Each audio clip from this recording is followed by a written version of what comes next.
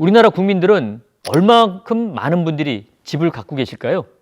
이것을 우리가 자가 보유율 또는 자가 거주율이라고 얘기를 하는데, 현재 우리나라 전체 국민 가구 수 기준으로 자기 소유로 된 집을 보유하고 계신 분들에 대한 비율은 한 56%, 즉 10가구 중에 4가구는 자기 집이 없고 10가구 중에 6가구는 자기 집을 가지고 있습니다. 서울은 주택가격이 비싸기 때문에 10가구 중에 무려 5가구가 내 집이 없습니다. 그런데 이 자가 보유율이 선진국과 비교해 보면 우리나라가 매우 낮은 것을 알 수가 있습니다.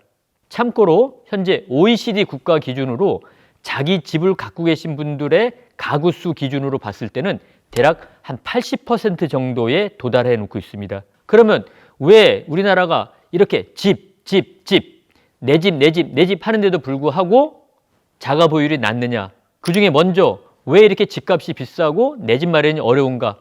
첫 번째, 자연적 조건인데요. 우리나라, 우리 시청자분들 아시는 것처럼 땅이 매우 적죠. 그런데 이 땅이 적은 데다가 또 우리나라 전체 땅의 70%는 산악지형입니다. 즉 사실적으로 내 집을 지을 수 없는 땅이 많이 있죠.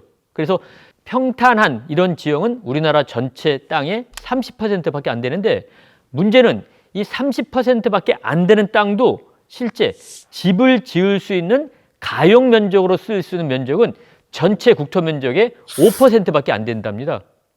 이 5%밖에 안 되는 땅을 가지고 집도 져줘야 되고 공장도 져줘야 되고 도로도 져줘야 되고 학교, 빌딩, 상가 모든 것을 활용하다 보니까는 상대적으로 땅도 작은 데다가 산악지형도 많고 또 가용 면적 적은 데다가 또 나눠 써야 되니까는 집 지을 땅이 그만큼 줄어들 수밖에 없기 때문에 가격이 올라갈 수밖에 없는 구조입니다.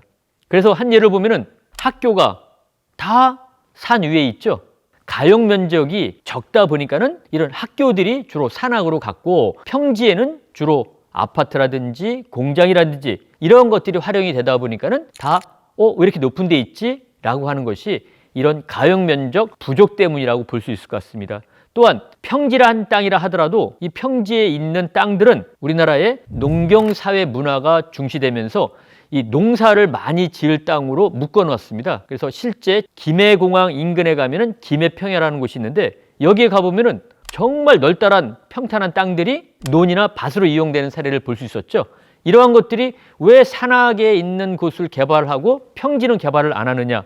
지금도 있는 농지법, 산림법 등에 의해서 평탄한 땅들은 개발을 상대적으로 제한해 놓는 모습들을 볼 수가 있습니다. 바로 농경사회의 관습을 그대로 유지시키기 위해서 농지를 활용 못하게 했기 때문에 이러한 현상이 빚어졌다라고 볼 수 있을 것 같습니다.